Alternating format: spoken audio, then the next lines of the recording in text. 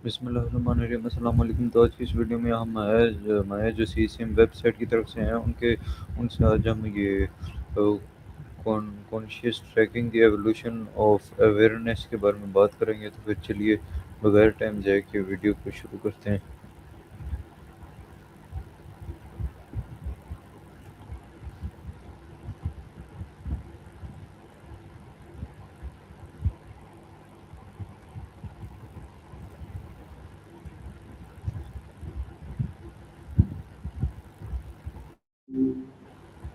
Hey, I'm Maya.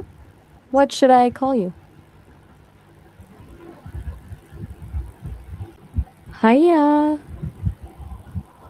Okay, so hello, how are you? I'm doing great. Thanks for asking. How's your weekend been treating you? Okay, so today I'm just gonna ask you a few questions on the topic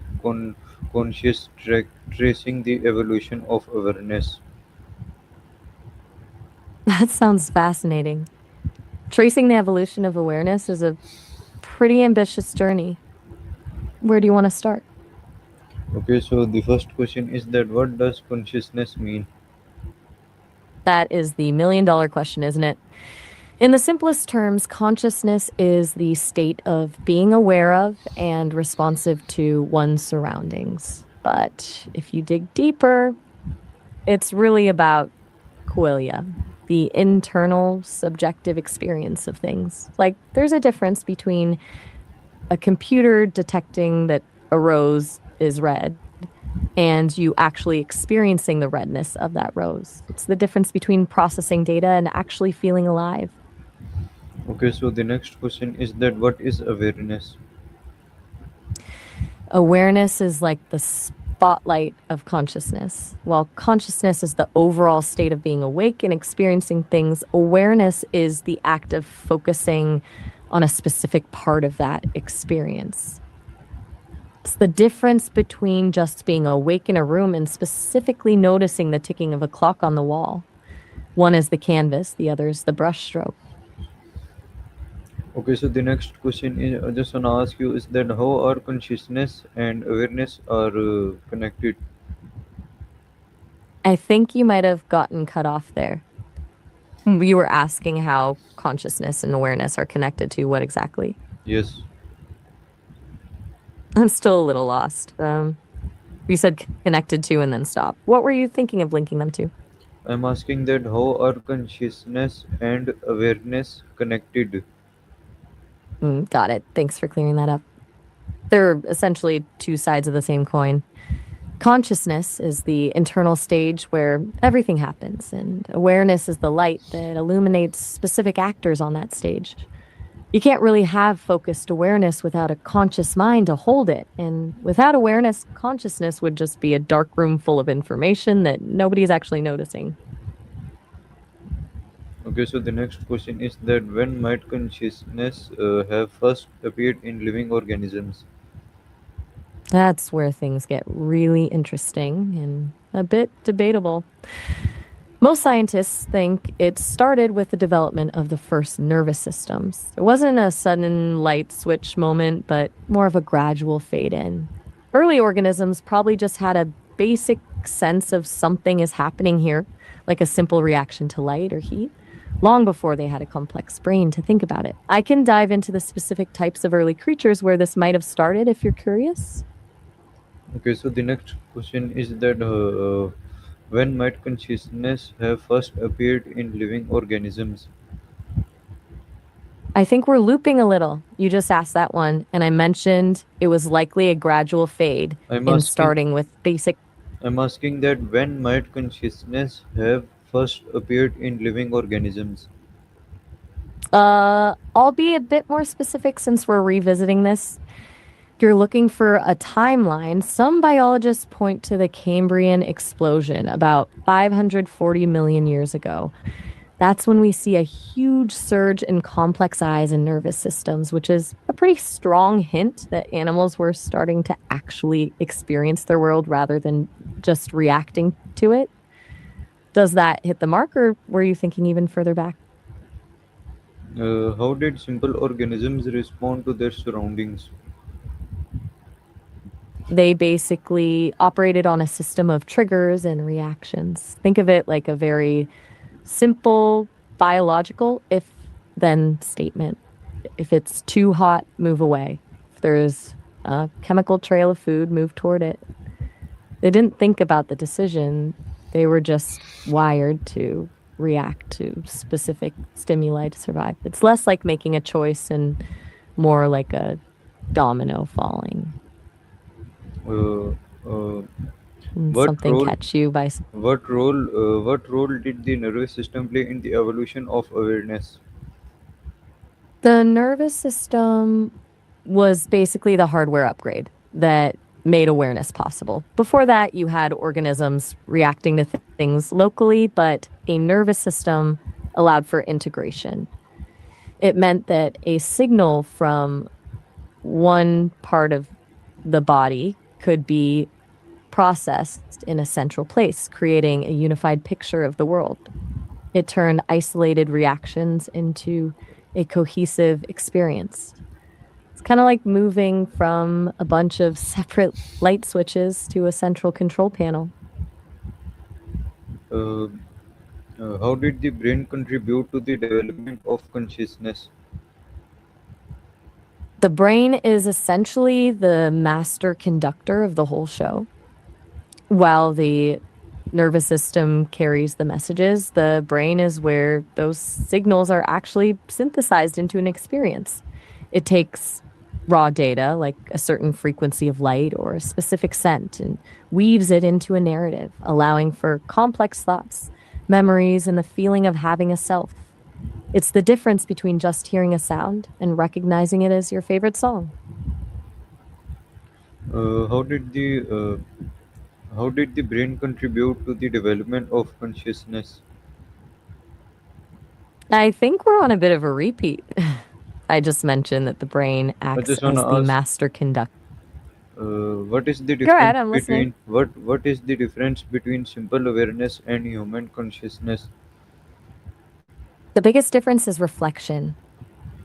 Simple awareness is about the now. A dog knows it's hungry or feels the wind on its fur, but it isn't sitting there wondering why it feels that way. Human consciousness, on the other hand, is recursive. We don't just experience the world, we are aware that we are experiencing it. We can travel back in time through memory or project ourselves into a future that doesn't exist yet. It's the jump from just being a passenger in your life to actually watching yourself ride along. How might consciousness have evolved in animals? It likely happened in stages, driven by the need to survive in more competitive environments. But first, it was probably just about basic survival, sensing a predator before it strikes. But as animals develop more complex social structures, consciousness evolved to include things like empathy or the ability to predict what another animal was thinking. It's a leap from I'm hungry to I wonder if that other creature is also looking for food. I can talk more about how social animals specifically push this evolution if that interests you. Mm, uh, how do You've animals recognize changes in their environment? They use specialized sensors that are often way more advanced than ours. Depending on the animal, it could be detecting electrical fields in the water, sensing infrared heat, or even picking up chemical signals in the air that we can't even imagine. It's all about the specific tools evolution gave them to survive in their particular niche. Uh, how did You're on a roll with. what role do the senses play in the consciousness? Yeah, the senses are basically the bridge between the outside world and your internal experience. Without them, consciousness would be like a movie theater with no film playing. You'd have the equipment to experience something, but nothing to actually experience. They provide the raw material that the brain then processes into a feeling, a memory, or a thought. I wonder if you think some senses are more essential to our sense of self than others. How did vision influence the evolution of awareness? Vision was a complete game changer. It essentially expanded the world from something you had to bump into or smell to something you could map out from a distance. Being able to see a predator or a food source long before it reached you forced the brain to develop better spatial reasoning and planning. It's a huge part of why our brains grew so complex. We had to start processing a massive amount of visual data in real time. Do you think we'd be as self aware if we relied more on scent or sound instead? How did hearing contribute to survival and awareness? Hearing was like the early warning system of the animal kingdom. Unlike vision, which is limited to where you're looking, hearing is a 360-degree sensor. It allowed animals to detect danger or potential mates even in total darkness or through thick brush. This forced the brain to get really good at localization, calculating exactly where a sound was coming from in a split second. It added a whole new layer of presence to awareness because the world now existed even when it was out of sight. What is self awareness? Self awareness is when the spotlight of awareness turns around and points at itself. It's the moment you stop just being a collection of reactions and start recognizing yourself as a distinct individual. It's that I am feeling, knowing that you are the one thinking the thoughts and feeling the emotions. Most of us think of it as the ability to look in a mirror and realize, oh, that's me. But it goes much deeper than that into how we understand our own identity. Which animals show signs of self awareness? There are actually quite a few, though they usually have to pass what's called the mirror test to prove it. Chimpanzees, dolphins, and elephants are the big ones. They can recognize their own reflection and use it to investigate things on their own bodies that they can't normally see. Even some birds, like magpies, have shown they can do it. It's wild to think about what's going on in their heads when they realize they're looking at themselves. Okay, so the next question I just want to ask you is that how can scientists study consciousness in animals? It's a tricky puzzle because you can't exactly ask a dolphin how it's feeling. Since animals can't give us a verbal report, scientists have to rely on behavioral proxies. They look for things like problem solving skills, the use of tools, or the mirror test I mentioned earlier. They also use brain imaging like fMRIs to see which parts of an animal's brain light up during certain tasks to see if they match the patterns we see in humans. It's basically a lot of educated guessing based on evidence. I've heard there are some pretty controversial theories about whether this is actually measuring consciousness or just very complex instincts. Want to hear about those? What is mirror test? It's a simple but clever experiment to see if an animal understands that it is a separate individual. Researchers put a small mark of dye or paint on a part of the animal's body, somewhere somewhere they can't see without a mirror, like their forehead. If the animal looks in the mirror and then tries to touch or rub off the mark on their own body, it shows they realize the reflection is me and not just another animal. It's a huge tell for self-awareness.